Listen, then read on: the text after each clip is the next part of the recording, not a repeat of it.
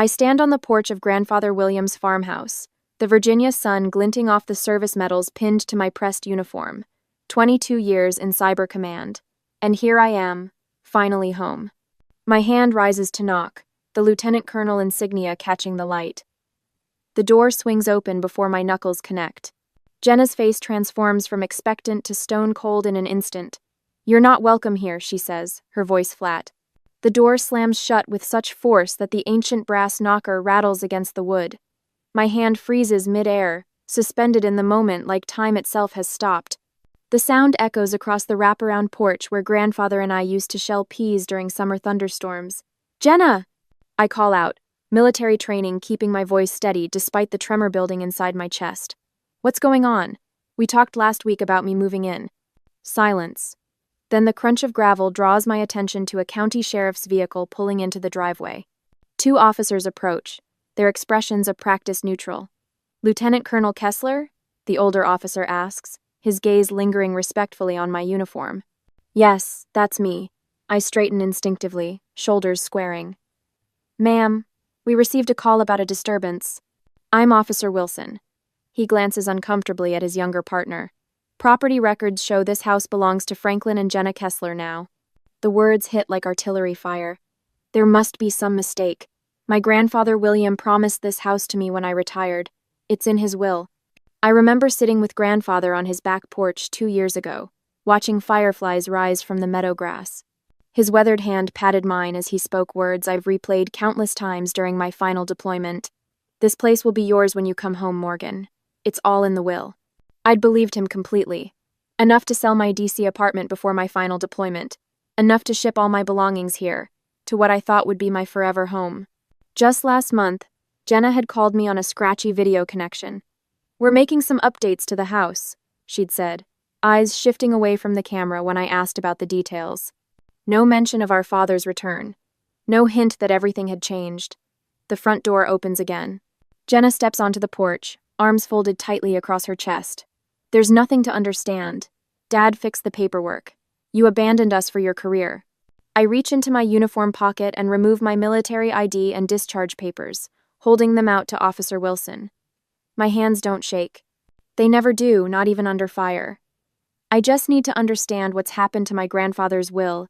I say, the words precise and measured. "Your grandfather's will became irrelevant when you chose the military over your family obligations," Jenna spits. I feel my spine straighten further, chin lifting slightly. "I'll be looking into this," I reply, voice level despite the hurricane building behind my ribs. A shadow darkens the doorway behind Jenna. Our father, Franklin, steps onto the porch. His face is granite, unchanged by the years except for deeper lines around his mouth. "You chose the military over family," he says, each word a calculated strike.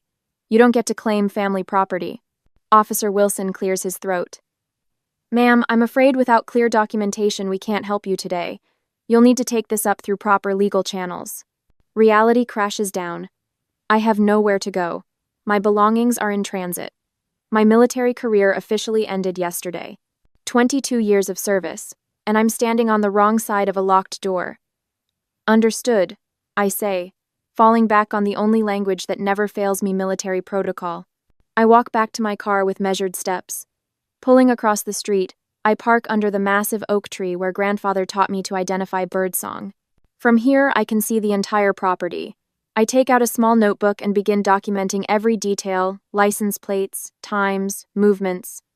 If there's one thing the military taught me, it's how to gather intelligence before engaging the enemy, even when the enemy is your own blood. But I will stand on my feet. I will not allow them to crush me down. Next day, after I slept in a nearby hotel, I met Elena at Rosie's Diner, the vinyl booth squeaking as I slid in across from her. 24 hours since I stood on that porch, and the uniform is tucked away now. I've traded Lieutenant Colonel insignia for civilian clothes that still feel foreign against my skin. "Thanks for making time," I say, my voice steadier than the tremor in my hands. Elena Park hasn't changed much since our college days, still direct, still brilliant. Her legal pad sits beside her coffee, already filled with notes.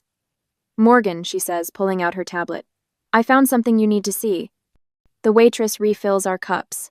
Steam rises between us like a fragile barrier soon to be shattered. Property records show the house transferred 4 months ago. Elena's finger slides across the screen. To a company called Maple Rock Ventures LLC. I lean forward. That's not possible. I was deployed. With your signature on the transfer. My coffee cup clatters against the saucer. Dark liquid sloshing over the rim. The signature on the screen is unmistakable, the distinctive way I cross my T's. The slight angle of the M. That's not my signature. I whisper, though it looks exactly like mine. I never signed this. Elena's eyes narrow. Morgan, they didn't just take the house, they're using your name. She points to the notary stamp in the corner. This is from Carlton County. When's the last time you were there? 13 years ago. Training exercise at Fort Haywood. The diner around us continues its morning rhythm, silverware against plates, murmured conversations, the hiss of the grill. My world has stopped, but no one notices. This is just the beginning, Elena says. Later, spread across the mahogany table in Elena's office, documents tell a story of meticulous betrayal. I sit rigid in military posture while Elena stands, moving between papers like plotting troop movements on a battlefield map. Forged notary stamps on multiple documents, she says, placing them in a neat row. And here the original will mysteriously transferred to a different county clerk's office. I examine the papers. My grandfather's original will had clearly left the farmhouse to me. The amended version now favors Franklin and Jenna. The transfer happened during your last deployment. Elena continues. The digital trail shows someone accessing your personal accounts from a Defense Department server. My knuckles whiten against the edge of the table. My father works for the Defense Department. He knows how to manipulate systems. Elena nods, placing another document before me. This isn't just fraud, it's identity theft at a sophisticated level. Your signature is on documents you never saw. The room feels suddenly cold. After years analyzing security threats overseas, I never expected the attack to come from within my own bloodline. But things change, I guess. How bad is it? I ask. Elena's face grows grave.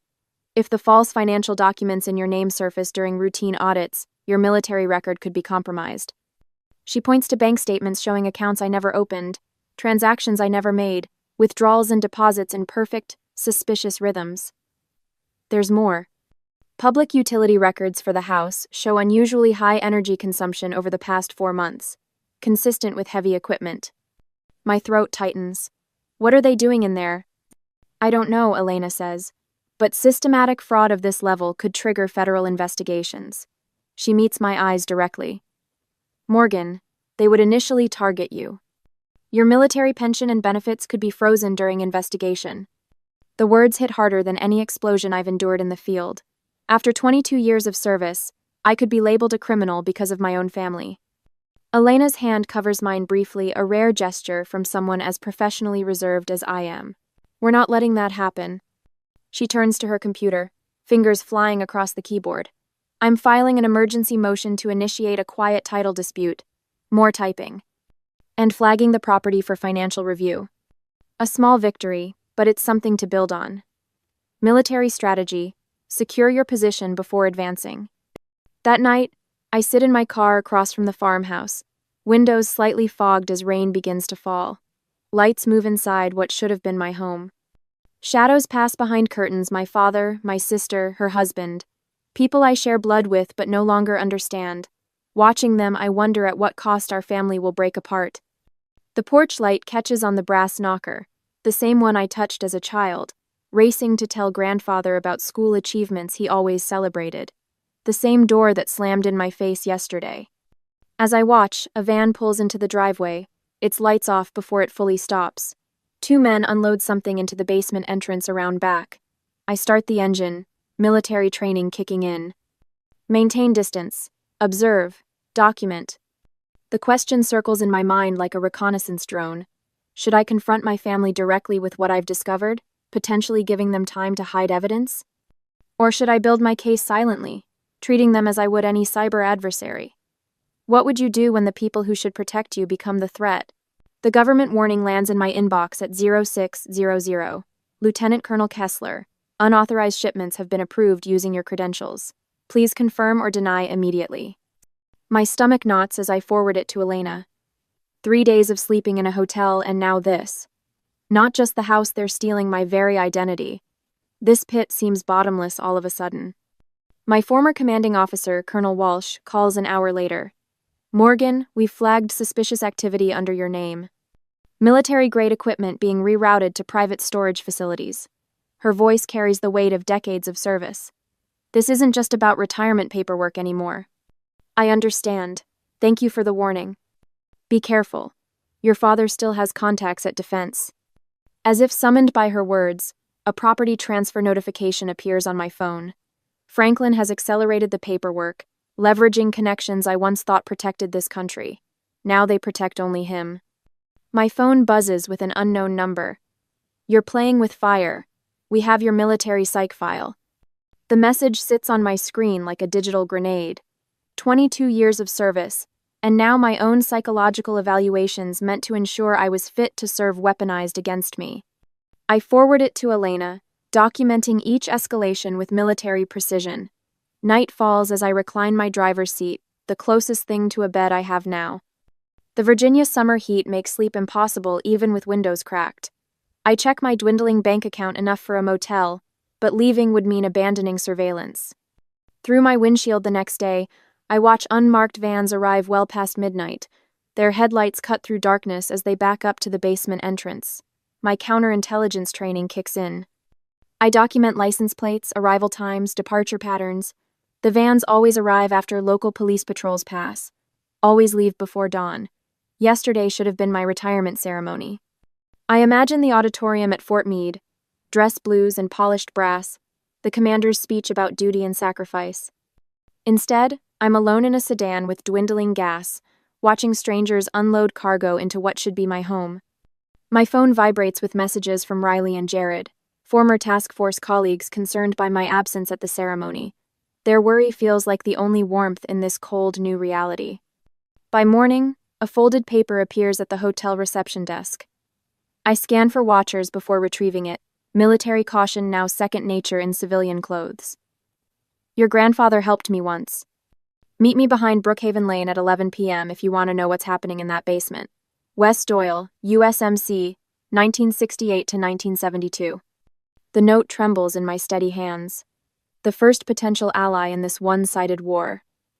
That night, the Brookhaven Lane borders an auto repair shop where rusted-out pickup trucks wait for resurrection. At precisely 2,300 hours, I approach the shadowed area behind the main building, wearing dark clothing and combat boots that make no sound on gravel. A figure emerges from between stacked tires. Weathered face, Vietnam-era military posture despite age-bent shoulders. Lieutenant Colonel Kessler. He doesn't extend his hand. Smart. No sudden movements in shadows. Mr. Doyle. I keep my voice low. You knew my grandfather? William pulled me out of a burning Jeep in 2063, before Vietnam. His eyes dart toward the street. Been watching that house since he passed. William would be heartbroken to see what they're doing to his home and his name. What exactly are they doing? Those vans? Delivering sealed government crates. Your brother-in-law's company handles logistics for surplus equipment, but this ain't surplus. Wes shifts his weight. Been military long enough to recognize contraband when I see it. Something loosens in my chest. I'm not paranoid. I'm not alone. Your sister's husband unloads them himself. No witnesses, but I've been counting shipments for months. Wes pulls out a small notebook with dates, times, military precision from a different war.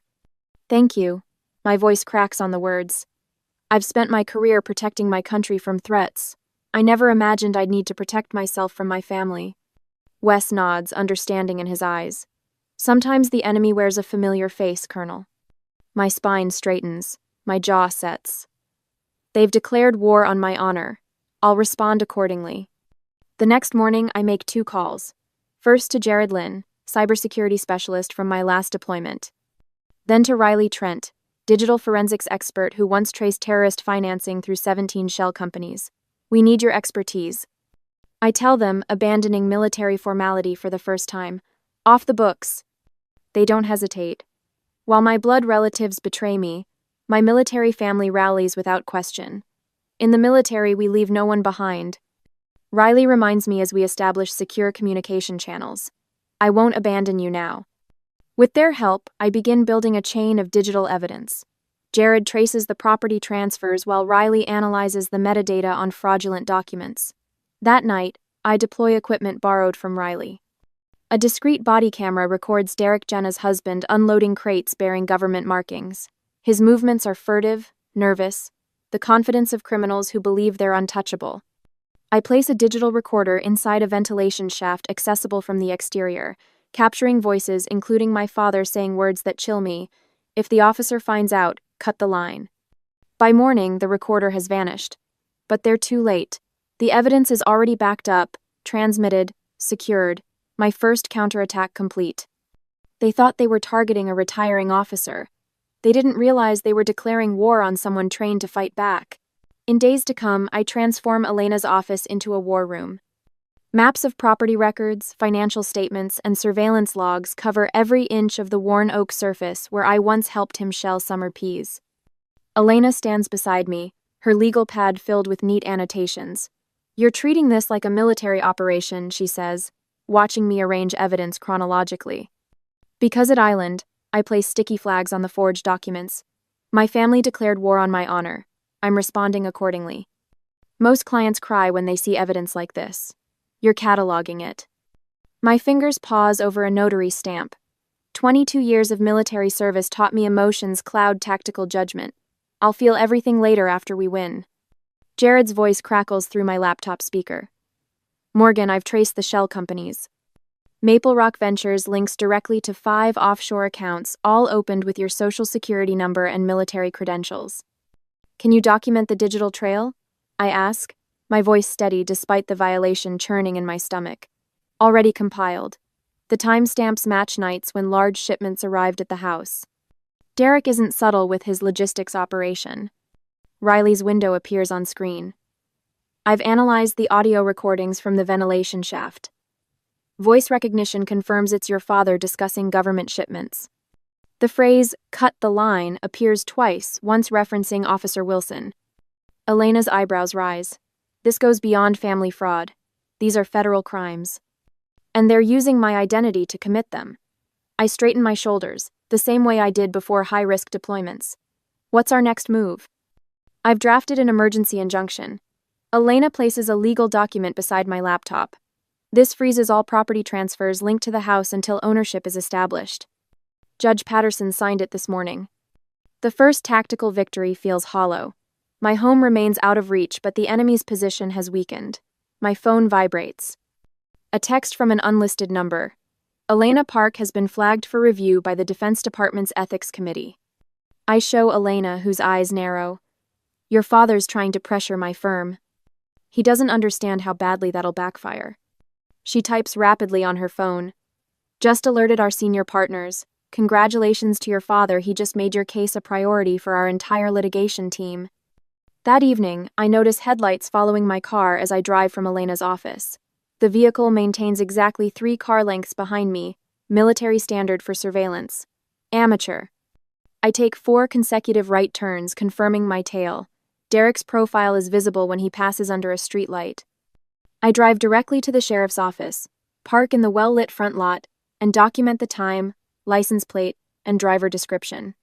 Deputy Alvarez takes my statement, adding it to our growing evidence file. When I check social media that night, I find Jenna's public post. "Heartbroken that my sister's mental issues from deployment have made her paranoid and delusional. Please pray for her recovery." I screenshot it immediately, forwarding it to Elena with a single line. "Add defamation to the charges." 2 days later, Elena calls with an unexpected proposal. They've offered a settlement. $300,000 if you drop all claims and investigations. Her voice carries professional detachment. It's a substantial amount, enough to purchase a comparable property elsewhere. I watch the setting sun paint my grandfather's weathered barn golden, the land he worked with his own hands after returning from Korea. The place where he taught me that honor, once lost, is nearly impossible to reclaim. When Elena suggested we could settle quietly for financial compensation, I hesitated. Should I accept a settlement that would secure my future but let them keep my grandfather's house? Or risk everything to expose their crimes completely? I let 20 seconds pass before responding. This was never about the money. Wes meets us at Elena's office the next morning. his Vietnam veteran's cap perched on his silver hair. His sworn testimony about midnight deliveries spanning 6 months provides the timeline we needed. William and I served different wars, but we shared the same values.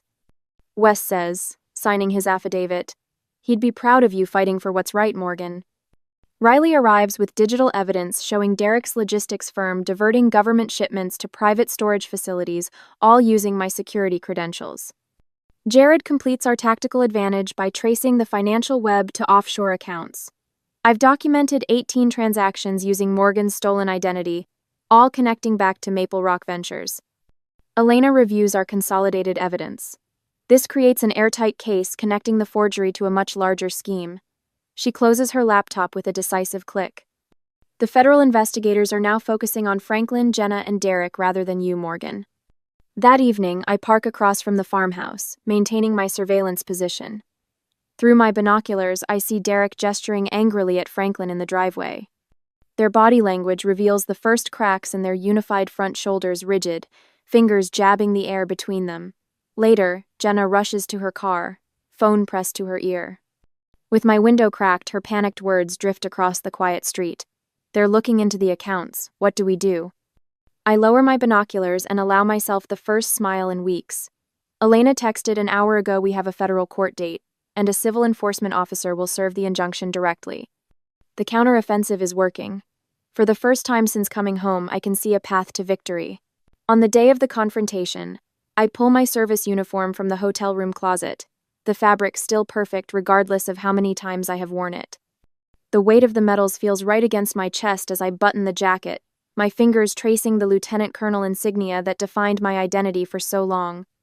When I meet Elena to go to the house that was once to be mine, "Are you sure about this approach?" Elena asks, adjusting her briefcase on the passenger seat. Franklin's intermediary seemed desperate to settle.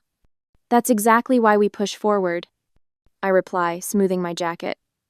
His offer was insulting. A small payout to forget the house my grandfather promised me, while they profit from contracts using my stolen identity? A man in a cheap suit had approached me yesterday outside the diner, clearing his throat nervously. "Your father authorized me to offer a settlement," he'd said, eyes darting to his buzzing phone every few seconds. $50,000. You drop all claims, all investigations." When I hesitated, his tone hardened. "Lieutenant Colonel, your father mentioned something about potential issues with your military records. Accidental damage to files happens all the time in government databases." I almost laughed.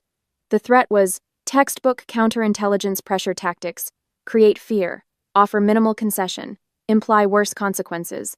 I'd taught these techniques to junior officers.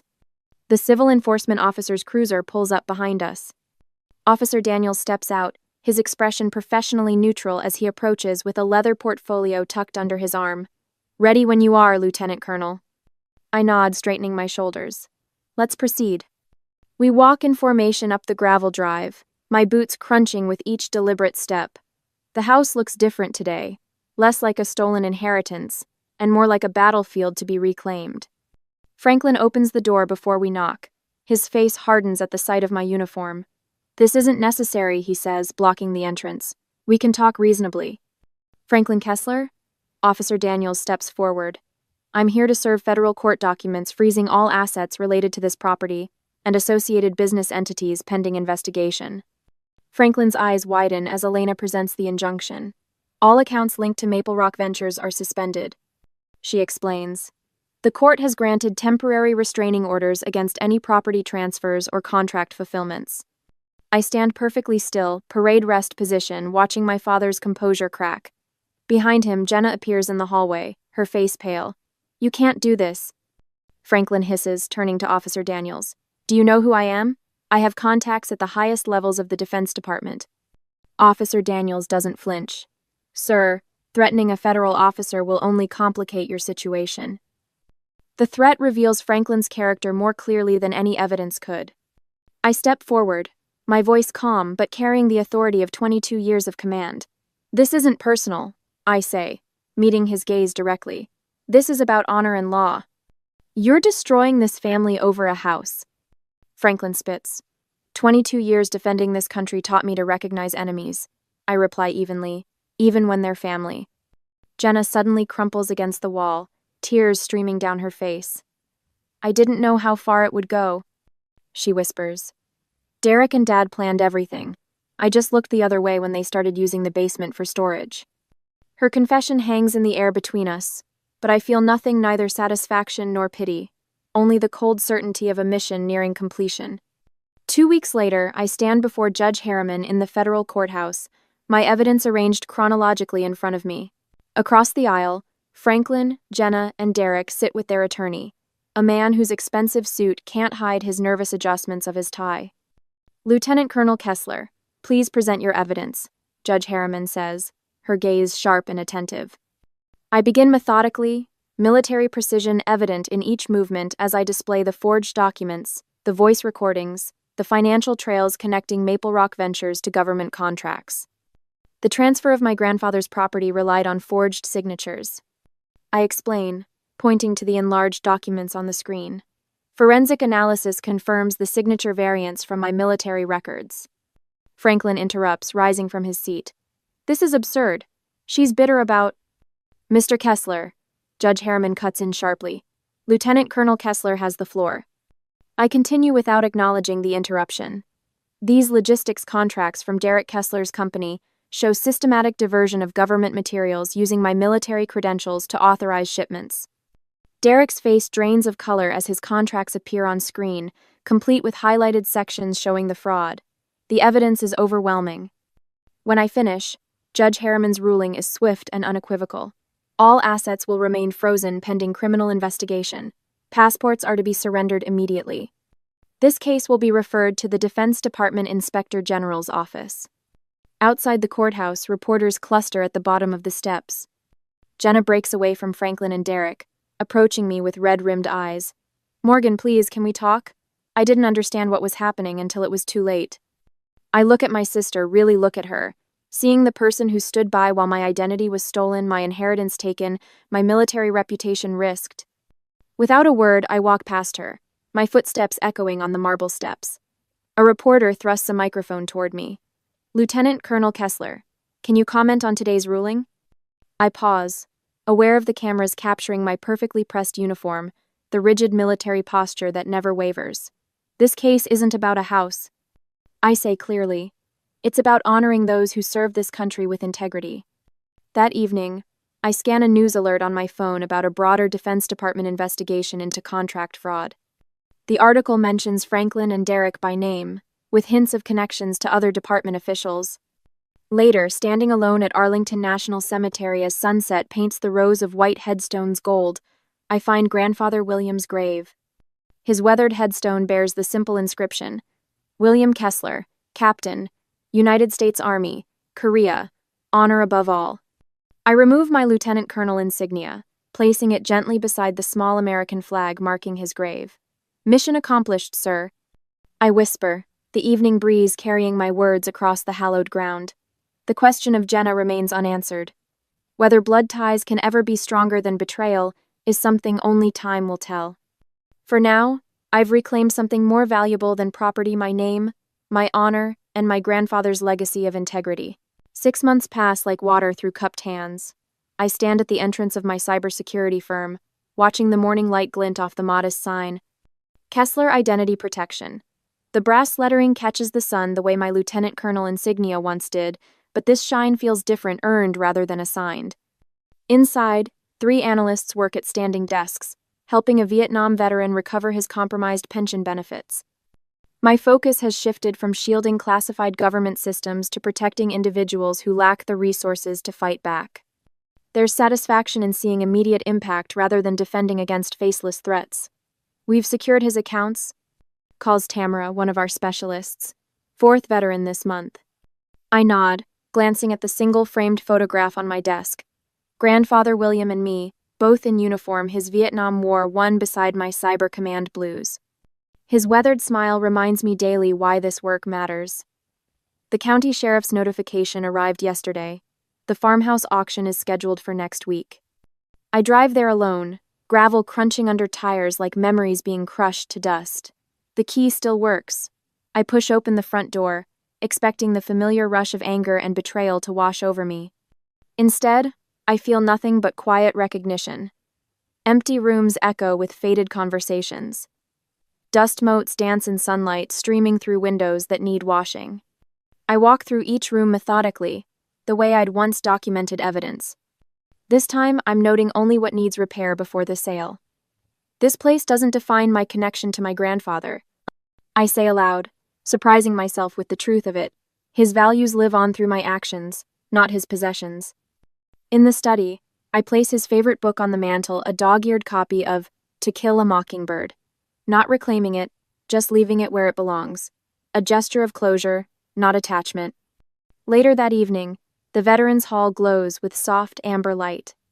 Elena raises her glass, legal briefs forgotten for one night.